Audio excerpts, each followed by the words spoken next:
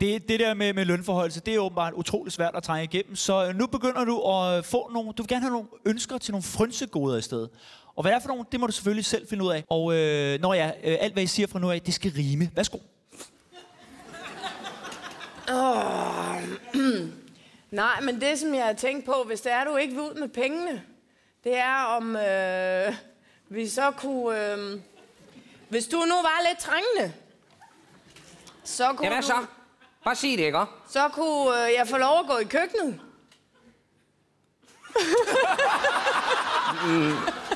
Ja, det vil være lykkende, hvis du der bare kunne finde ud af at lave mad. Kan du det?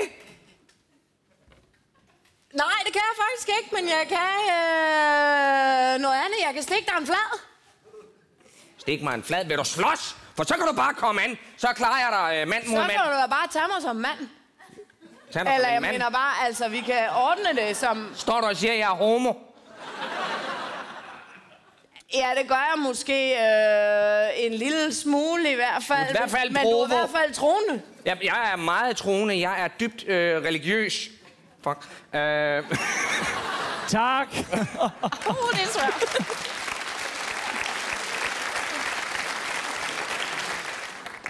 Ja, det var ikke så mange frynsegoder, der kom ud af det. Til gengæld så indser du nu, at mere personale måske ikke helt er løsningen på Zimmerfrejs problemer. Men da du er en lille smule konfliktsky, så sender du nu din datter Rebecca ind for at fyre Roberta. Lige et øjeblik. Jeg skal faktisk lige nå noget vigtigt. Hvis du lige kan blive stående der et kort øjeblik. Becca! Becca! Hvad er det, far? Kan du lige gå op og fyre klovnen? Hvad?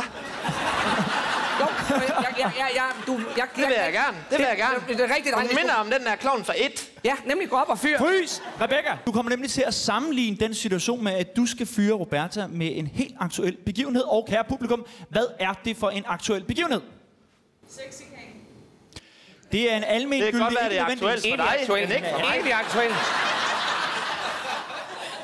Jeg skal lige have nogle flere bud. Nogle ikke så personlige bud. En aktuel begivenhed. Afskaffelse af værnepligt. Det er simpelthen den aktuelle situation. Måske iblandt noget sex igen, det må du selv beslutte. Værsgo. Ja.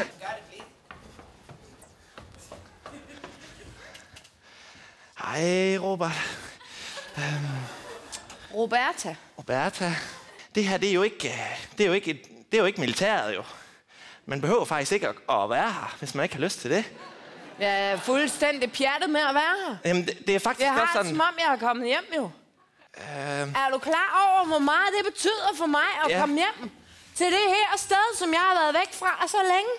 Ja, du har jo aldrig været her før, så... Nej, det kan du så på en måde godt have en lille smule ret i, men jeg har jo alligevel været her, altså. Ja. Jamen, det kan man måske sige... I mine drømme og i mit system. Okay, har du elsket... Ja, sådan ved jeg også godt, der er nogen, der har det med militæret, men de går som regel hen og bliver psykopater, og det vil vi ikke have.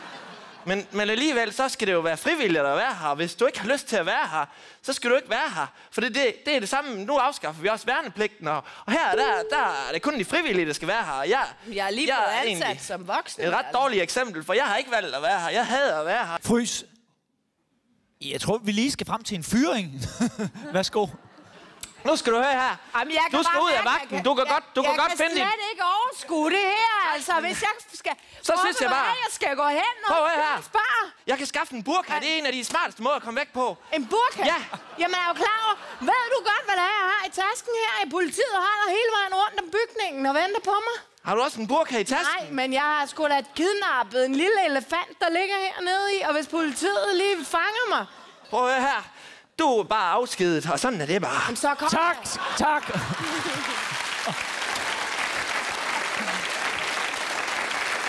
Godt så. Roberta er altså blevet fyret. Det tog lidt tid, men det blev hun. Roberta er altså blevet fyret. Men Wagner og Irene, I mangler jo rent faktisk at fortælle Roberta, at hun er jeres bortførte datter. Og derfor inviterer I som noget af det sidste Roberta ned i restauranten til en lille middag, hvor vi overbringer nyhederne ved at fortælle en dejlig anekdote om hendes barndom. Sunget som en vise.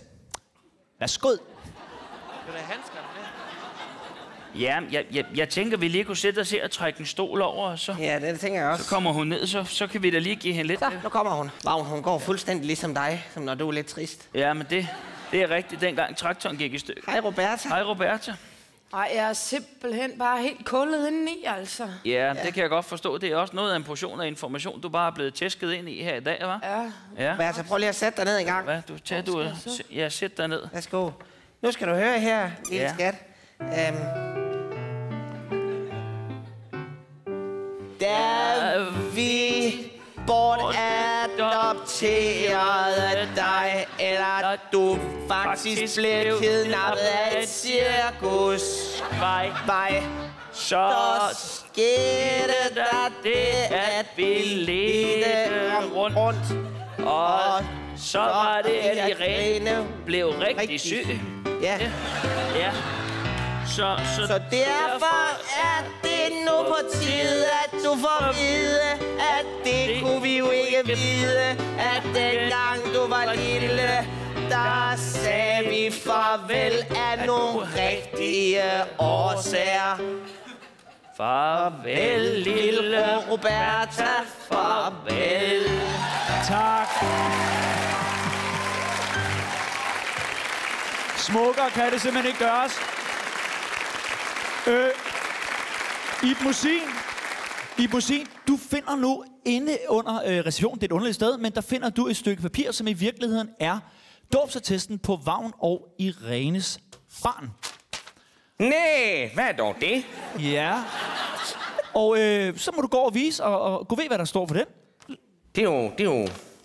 Det ligner fuldstændig en ansøgning fra tidligere, men det er det slet ikke. Ja, så det var altså, hvad der skete, lille pige. Jeg synes bare, det er så dejligt. Det har været... Vi har savnet dig så meget. Vagn. Det er så dejligt. Ja. Har du frivilligt? Jeg har lige fundet noget herovre. Ja. Det er en dåbsattest på et barn. Bare fordi der står, at det barn, som var jeres, det havde kun ét ben. Ja, det har Roberta da. Har du ikke også kun ét ben? Hun. Jo, jeg har kun et ben, den er god nok. Frys. Ej, det har du ikke. Du har 2. Værsgo. Har du ikke det? Det er da rigtigt nok. Der var der en grund til, at du ikke kunne gå på stylter dengang. Altså, men det andet er så vokset ud. Det er det, jeg altid har sagt. Man kan ikke stole på klovene. Ja, Roberta, hvorfor har du... Det er vokset ud i mellemtiden. Ja, Det må da være... Ja. Det er jo nok. Hej, Roberta, nu bliver jeg næsten helt... Der er noget, der så kunne tyde på, at vores lille klovn ikke er vores lille klovn. Ej, det siger jeg bare ikke, altså. Nu stopper I. Nu stopper I. Roberta, kan du så komme ned? Nej, jeg bliver fuldstændig sindssyg, altså. Jeg bliver her. Der er ikke nogen, der skal... Og jeg rører jeg ikke overhovedet. Du er fyret. Nej, jeg bliver her. Ej, I kan da ikke mene, at jeg skal gå. Det kan ikke være rigtigt, det skal være så svært at fyre en klovn. Tak. Prøv at forsøge at gå. Tak.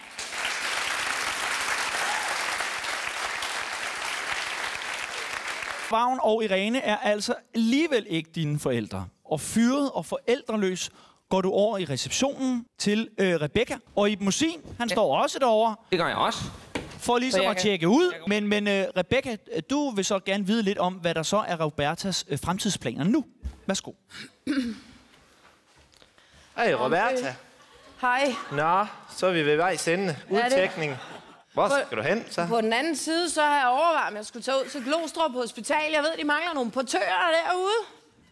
Så, Den havde jeg ikke lige regnet med, at du ville fejse sammen der. Der var måske noget andet. Det havde jeg heller ikke. Ny plan. Værsgo. Men hvis det så ikke går, så har jeg altid været rigtig glad for at bage pizza. Så kunne det jo være, at jeg kunne blive ansat ned på landets pizza hernede i byen. Ja, du kan også gå på McDonald's med klovn og det der. Ja. Det kunne jeg selvfølgelig også. Det var en rigtig god idé. Hvis du kan komme igennem alle sirenerne derude. Ja, det er så lige det jo altså. Vi vil gerne have, at du går nu. Nemlig. Far, vi prøver lige at tjekke hende ud på en værdig måde. Du kan overhovedet ikke tjekkes ud. Vi gør ligesom med Willy Søvndal. Willy Søvndal, han skal også ud på en værdig måde. Stille og roligt, ikke også? Skal bare væk. Præcis. Demokratiet har talt. Du skal bare ud herfra, ikke også? Tak. Sådan er det. Tak.